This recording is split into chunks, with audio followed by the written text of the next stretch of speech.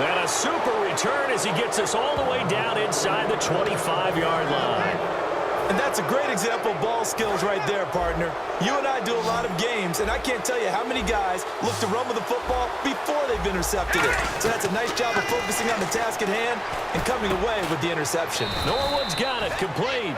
And down inside the 15, shy of the 10.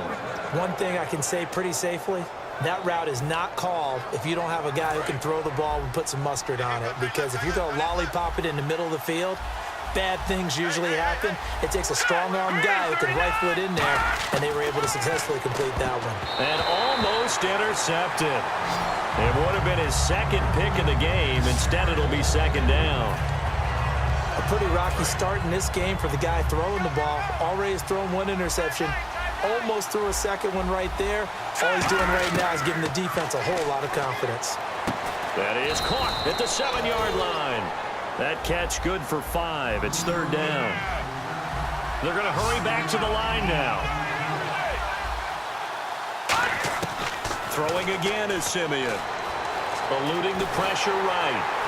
Under pressure, down he goes. Sacked at the 10.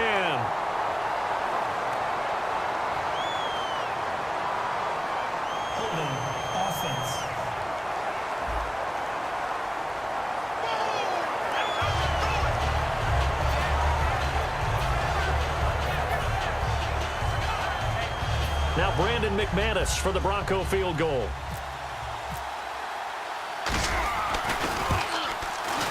And McManus able to put it through. And they'll get it back within a point at 7-6. So a field goal here. They're still down, but they put a dent into that lead before the break. And that's got to feel good because now they've seen that they can put some more points on the board, and that gives them a whole second half to get back to where they want to be, and that's in the lead. And the decision to bring it out is going to cost him about 7 yards all told as he's taken down back shy of the 20.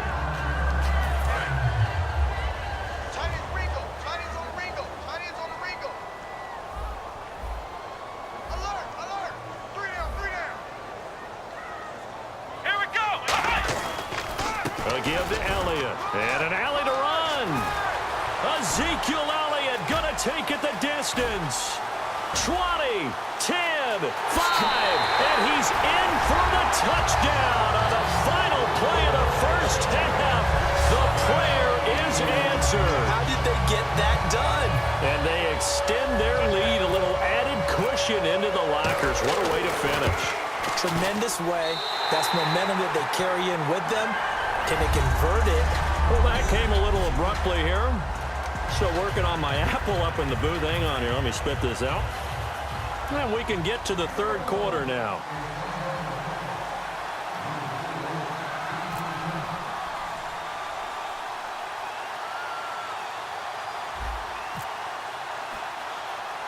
Both teams appear ready for the fight ahead, and we resume action here in quarter number 3. This will be taken very short. And they're going to have good starting field position. He's out of bounds, but not before he's across the 35. Out come the Cowboys now as they'll go on offense first here in this third quarter. They have the lead now. They'll be looking for some separation here as we begin the third quarter. I like the way you term that because now I think they go a little bit deeper into their playbook. They like what they did in the first half. That worked okay. But in order to get the separation that you just talked about, change things up a little bit. Change your tendencies, try and hit them a little bit more with some things they didn't see in the first half. Let's see if they do just that. A couple of Broncos there in on the tackle. In my book, that's running the ball well, but with intelligence. How about him keeping the clock moving, staying in bounds? Yeah, even though it's the third quarter, you're thinking ahead, aren't you? This is where your running game can really help you with a lead in the second half. I agree totally. It's not just end-of-the-half situations that you worry about the clock. It's throughout the game. And with a lead, stay in bounds. Make them fight harder to try and catch you. And they're going to hurry back to the line now. Now Elliott. And for one of the first times tonight, he's going to be held up at the line of scrimmage. Officially no gain on the play, and it's second down. And that's one of the few times they've been able to contain him. He's had a heck of a game, and maybe he's getting a little bit tired from how many times he's carried the ball. But I always think back to what all those old coaches say. The ball's not that heavy. Keep carrying it, kid. And he'll be taken down, but not before getting this inside the 30. A really nice gain of 25 yards. McFadden will be the lone setback. Prescott looks to throw on first. He's going to flip one out here to his running back. And he gets it inside the 10 to the 9. 18 yards there, and it'll be a first and goal. We can talk all we want about football being a game of strength and brawn. It's also a game of mismatches, and they're trying to create one there, getting it to their back out of the backfield to make a bigger play. As we often say, get it to him in space, let him use his leg. Yeah, if he can get a matchup against a linebacker or maybe a defensive end dropping out in a zone blitz, he's going to win that battle just about every time. Maybe just a lack of concentration there as he couldn't haul it in. And when you're going across the middle like that, you know, he's running that drag route, you are conscious of all the bodies and the traffic in there. But let's face it, if you're going there, you might as well come down with the football and absorb whatever else happens after that. This will be play number 8 on the drive. It's 3rd and goal. Play clock winding down. Here's Prescott. That's complete right around the 8. Just a 5-yard pickup, and it leads to 4th down. A field goal would make it a 2-score game, but they're going to go aggressive. They're going to try this thing on 4th and goal. Now Prescott on 4th down. His pass caught at the 4. They're turned away on 4th and goal. And the Bronco defense comes up big. Well, you feel the excitement build on those 4th down plays. Defense has to stay out there, but for the offense, when that thing doesn't work out, such disappointment. It can absolutely be a deflator, but how about the defensive guys? If they stop you on 4th down, they are absolutely elevated going to their bench. They're elevated now. Big stop on 4th down. That's going to go as a loss of 2, and it'll be 2nd down. Again, Anderson. 1 yard officially on the pickup, and it'll leave them with a 3rd and 11. And the defense searches for one more stop here after the run on 2nd down. And now they're in the hurry-up. 3rd down now. It's C.J. Anderson.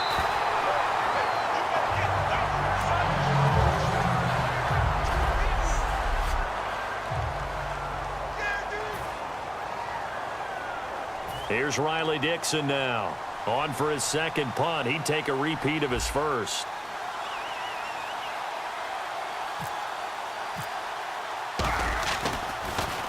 And he'll try and hurry the kick, gets it away, but it's not looking that great. And a fair catch is called for. He will take it in to give his guys some excellent field position here. And now here come the Cowboys. And last time, they had it 4th and goal, rolled the dice, didn't get it. Now they've got to put that behind them, try to put together another drive. Yeah, a simple tip of the cap, a nod of the head to the defense. Congratulations, you got us last time. But you didn't hold us the whole time. We got down to position. We were able to be in position to score. Let's go ahead and attack again. Continue to have that kind of confidence. Not worried about the one play that didn't allow them to get into the end zone. And this time they'll be trying to get it into the end zone. We'll see what they do. And Bryant's got it over the middle. And the play goes for 19 yards. Gives him a new set of downs. Offense comes to the line now, 1st and 10. Back now in Arlington. It's the Cowboys with a football. They'll be looking to tack on to their lead as we get set for the 4th. Come on, let's go! Here's Elliott. And he will lose yardage here back at the 23-yard line. It's a loss of a yard there, and now 2nd down. Looking to speed things up here, going with some tempo. Now flags will come in. I think this one's going to be on the defense for jumping. Encroachment, defense. Still 2nd down. 6 yards to go here on 2nd down.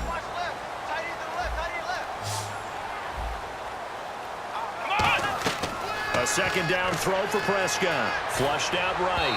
And he rifles one incomplete. Cole Beasley, the intended target. 3rd down here. Offense faces a 3rd and medium with 6 yards left.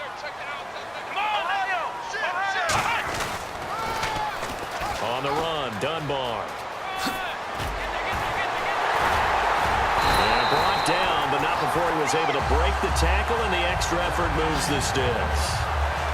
When a coaching staff sees their team run the ball this successfully in the 4th quarter, They're really excited because you can plan for a running game all you want and want to press that advantage when you get it.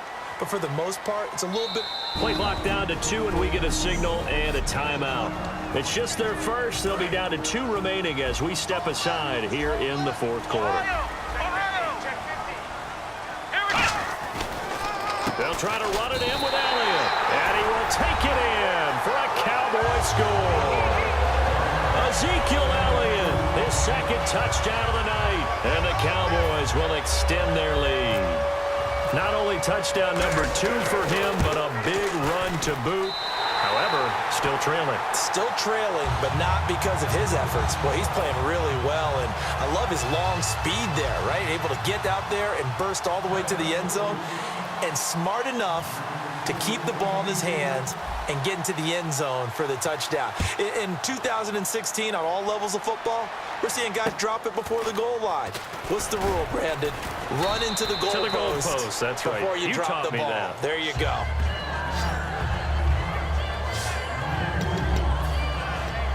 And Denver getting set to take the field. And with this deficit, you can't have too many more drives like the last drive where you had to punt it away. You know what I would tell my offense right here? The punter doesn't exist, guys. He don't even exist. He's not a team anymore. I just cut him, all right? So you've got to go out and create some offense for us here and give us some points. No way does that guy get on the field on this drive. Poor punter. Yeah, it wasn't his fault. But, hey, listen, there's got to be casualties at times. We're trying to win a game. Well, they haven't had a whole lot of success in the passing game here. Now, in the second half, he's thinking, I guess maybe just take a shot deep. I think you're right. Almost looking for a bailout, isn't he? Can my receiver go up and make a big play for me? Can I create a penalty downfield, maybe pick up an interference call or get that yardage downfield? Anything trying to get going again, but you're right. He definitely took a shot. Simeon now to throw. And this is going to be incomplete. If you're a defender, one of the fun things about playing zone defenses, especially in today's football, is that it's not as static as it was in the good old days, meaning you just drop to a point and react into the football. Now you end up with a lot of man-to-man principles once you get into your zone defense. In other words, get to your assignment and then locate a guy coming into your area, and then you end up covering him almost man for man. That allows him to make more plays on the football like the one we just saw there. So still over 3 minutes remaining in this game, but boy, not getting that one that hurt. That's a little bit demoralizing, so they have to be careful about that because still have an opportunity if they can get some things done on defense. But now, since they've taken over on downs, a team with the ball, guess what? Going to 4-minute offense, maybe they can put this thing away. And quickly, they get to the line. They play fake to Elliott. Now Prescott. And he hits Jason Witten, the tight end. Past the 20. And he'll take it into the end zone for a Cowboy.